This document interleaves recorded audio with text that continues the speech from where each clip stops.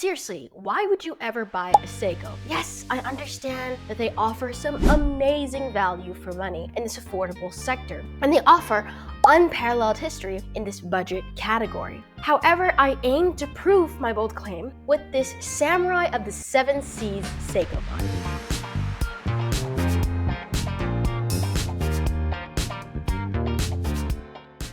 And my bold claim is this: if you are comfortable with putting together your own watch, doing so is infinitely better than buying a Seiko. Just to be completely transparent with you, Namoki did send over the parts to build this watch, but obviously that doesn't deter me from giving you my completely honest thoughts about those parts. So I just came back from the doctor's. Turns out I have bronchitis and a sinus infection, so that's why my voice sounds like this. But you know what? I have so much to tell you about this watch that it can't be put off. Okay, if you were wondering how much this lovely watch costs, all the parts amounted to $430 US, which is just a little bit more expensive than Seiko's official offering. This is powered by the trusty Seiko NH34, and it measures in at 43 millimeters in diameter, 48 millimeters in lug to lug, and 12 millimeters in thickness, with a relatively strapaholic 22 millimeters of lug width. So ideally it would be 20 millimeters, but it's close to being fully strapaholic. And it's been running at +7 seconds per day. On top of this, you're getting a domed sapphire crystal with red AR, and all of these specifications are, as you'd expect, customizable. And that's something I will get to a little bit later. So in order to actually fit this NH35 dial onto the NH34, I have to enlarge the center hole using a circular file, and I applied some tape at the front of the dial so I don't actually scratch the dial while I'm doing so. So now I removed 2 of the feet that come with the dial and filing down those nubs, because you only need 2 out of the 4 dial feet that it comes with.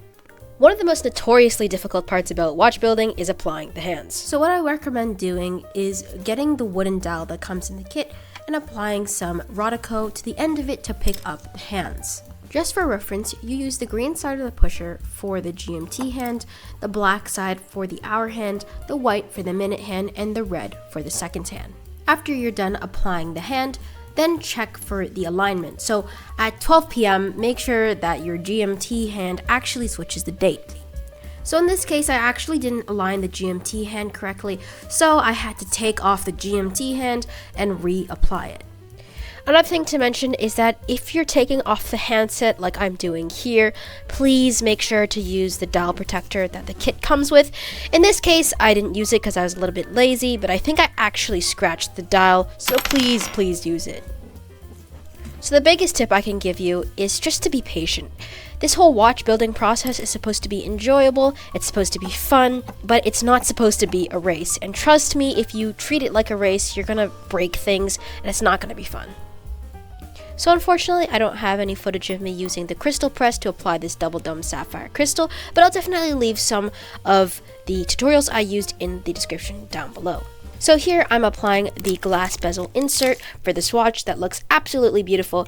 You have to apply some adhesive that the bezel comes with, and it looks really good. Just make sure you align it properly. So take your time, once again, be patient, and most of the time it'll work out.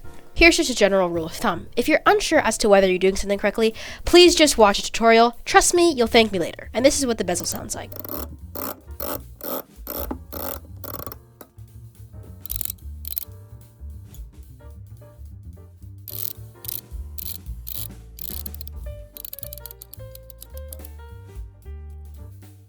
If you're enjoying this video, I'd heavily recommend hitting that like and subscribe button and hitting the notifications bell to get notified on the latest videos. If you want to, I'd highly also recommend leaving a comment down below, just starting a conversation. What are you wearing? Because as always, I respond to the majority, if not all, of your comments in the comment section down below. And all these things really do help out the channel immensely, and they're free to do. On top of this, if you are liking what you're seeing and you want to check out Nemoki mods for yourself, I will have some affiliate links in the description down below, and that just means I will get a little bit of commission if you use those links, but obviously it doesn't come at any extra cost to you. In fact, if you use my time ticker 5 or time ticker 10, you can get up to 10% off depending on what part you're buying. So the build process for me was quite seamless. I mean, I'd hope so, considering that this is my 7th build. But with this particular build, I picked up some new skills along the way.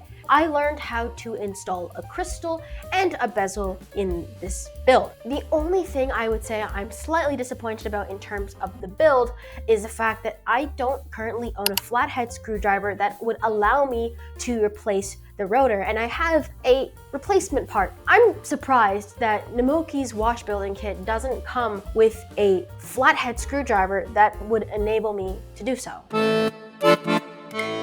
Now I know some of you are already saying, well, what if I don't want to build my own watch? What if I'm incapable of doing so? I don't have the skills to do that. I'm not as coordinated as some of these watch modders are. And one thing I will say to you is, check out my first watch building video.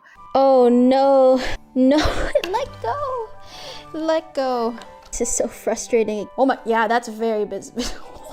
That is arguably worse. I mean, now let's hope I don't mess this up from here. I am by no means good at watch modding. Even after building 7 watches, it's just practice and experience that I've gained through building 7 watches, making as many mistakes as I possibly can, and I'm trying to avoid making those same mistakes in the next build. But I think, yes, for the vast majority, if not all of you, I strongly believe that all of you are capable of building your own watch. Trust me, I really mean that. If I am capable of putting together a watch that ticks, I'm almost 100% sure you can too. I think that the beautiful blue Fume dial alongside the red AR are the true stars of the show in terms of its design.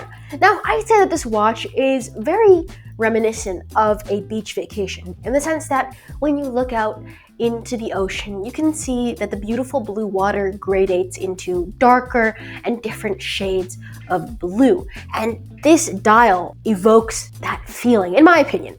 And also, the subtlety of the sweltering heat is embodied in the red AR. On top of this, I think that this watch encapsulates a lot of the characteristics of a samurai. Now, I am not a samurai expert, but I would say that the angular and sharp edges in this design are reminiscent of a katana's edge, that the coin edge bezel kind of symbolize the grip and tactility these samurais had. The blue of the dial and embodies the peace and tranquility that kind of defined them, and the red AR, it evokes a sense of fiery passion that is a reminder of the samurai's fiery passion for what they were doing, and this one is quite a stretch. But the beads of rice bracelet, it's kind of in their name, denote what their diet mainly consisted of, which is rice. It's really difficult to describe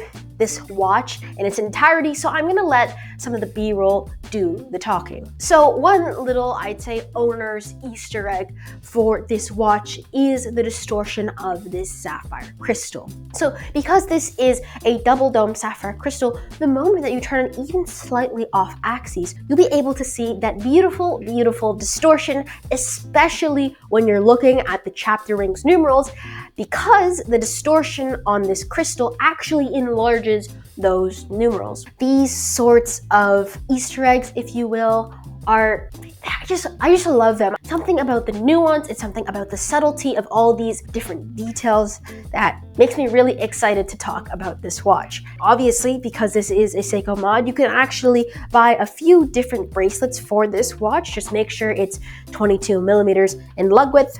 But I opted for this beads of rice bracelet because I think it really melds the partially elegant design of the beads of rice bracelet, and it works really well with the angular and sharp design of the case. Those two features balance each other out. And the first one was completely in my control, and it was my fault, and it's the visual gap between this double dome sapphire crystal and the bezel. There is a gap because I chose the wrong double dome sapphire crystal, because there is an option to choose a double dome sapphire crystal that makes sure that it sits flush with the bezel. And the reason it kind of annoys me is not just because, oh, there's a gap between the two parts of the watch, but also when you look at it, the crystal reflects the outer markers on the dial, which means that when you look at the watch, it kind of looks like you're seeing double, because you see a half of the marker reflected on the outside of the crystal that you can see in the B-roll. So one thing I want to point out is the huge disparity in terms of perceived glare when looking at the B-roll footage versus looking at this watch in real life. While watching the B-roll footage, you might be thinking, wow, that AR coating doesn't seem to be doing much. And I would agree with you. In the B-roll footage, it looks like the crystal is quite reflective, but I can assure you that in real life, this AR coating does a very good job at reducing reflections. So now let's talk about wearing experience. So my wrist is around 6.5 inches, and on paper, a watch that comes in at 43 millimeters in diameter should not fit on my wrist. This is something I want to stress a lot, and it's that you should never take watches' dimensions at face value, because I think that this watch fits quite proportionally to my wrist because of this beads of rice bracelet that conforms to my wrist, which allows this 43 millimeter watch to not overhang. Additionally, the lug-to-lug length of 48 millimeters also helps out with this looking like it somewhat fits my wrist. So it's no surprise that this watch is not a Gata watch. You're not going to see me sporting it in a black tie event. But hot take here, I don't entirely understand the craze around Gata watches for watch enthusiasts. And chances are, if you're watching this video, you probably own a few too many watches. And my question is, why would you want a watch that's just mediocre at everything when you could have the best of each world via each watch? So now let's talk about something that Seiko does objectively better than Namoki, or just watch building as a category, and it's water resistance. Because when you buy a Seiko dive watch, you know that you can actually go diving with it. But the problem is when you're building your own watch, you're building your own watch. So if you install something incorrectly, chances are when you jump into a pool, your watch is going to flood. However, there is a way to remedy this problem, and it's by pressure testing your watch. Value for money. So name me one Seiko that's selling for $430 brand new, that gives you a double dome sapphire crystal with a colored AR coating, that comes with a glass bezel insert, a fume dial, a screw link bracelet, and on top of this is powered by the NH34 or the 4R34 if you'd like. I'm pretty sure you won't be able to find one. These are the sorts of specifications you would expect out of micro brands. And even then, these micro brands would charge a little bit more than what you pay for this watch, considering the bundle of awesome specifications that this configuration has. Secondly, and I think most importantly, customizability. So now I know this goes without saying, of course, you're building your own watch. You get to customize it in every single way that you want. But really, think about this. How often do you hear yourself saying, oh, I wish that this watch just had a set of Dauphine hands, or I'll just wait for Seiko to release this watch in a pink dial or something like that. These are the sorts of gripes that I think can be easily remedied with watch modding. Because not only do you just get your Dauphine hands with your watch, you get to build a watch from start to finish. It is literally tailor-made by you. So a lot of the time, watch YouTubers say, oh, it seems like this watch was made for me because it has a handset that I love, it has a dial that I love, a movement that I love. But you can build your watch from start to finish to the point that there is no real caveats because you know the watch inside and out. That kind of connects to my third point, which is heritage. And I know that this sounds a little bit weird because at the start of the video I said Seiko objectively has more heritage than Namoki Mods or any other watch modding company. But I'd argue that that isn't always a good thing. So instead of telling your kids about the quartz crisis and how Seiko made the first ever quartz watch and regurgitating Seiko's history, this watch comes with essentially what is a blank slate. It is your history. So instead of telling them about oh, this watch, was used by the British military, you can say, actually, this watch was built with my own 2 hands. You can tell them about the stories of your blood, sweat, and tears being put into the design and building of the watch. And instead of merely just handing down your watch to your kids, you not only have the ability to do that, but you have the ability to then teach your kids a skill of building and modifying their own watches. And I think that's a great way to bond with future generations. And I want to leave you with this. A lot of the times, people get sentimental about watches because they have the ability to hand down their watch, a watch that they have worn throughout their entire life, a watch that is so deeply ingrained with their identity that they would pay triple to keep the watch. And I'd say that when you modify your own watch, it is the truest form of personal ownership, because you can say, this is truly your watch in the truest sense of that word. I am seriously appreciative of you for making it to the end of this video and just watching this entire video. It's just amazing to think that people are watching me talk about this watch in my kitchen. But thank you so much. I hope that this watch channel patinas like your favorite watch. I'll see you in another episode on the Time Ticker.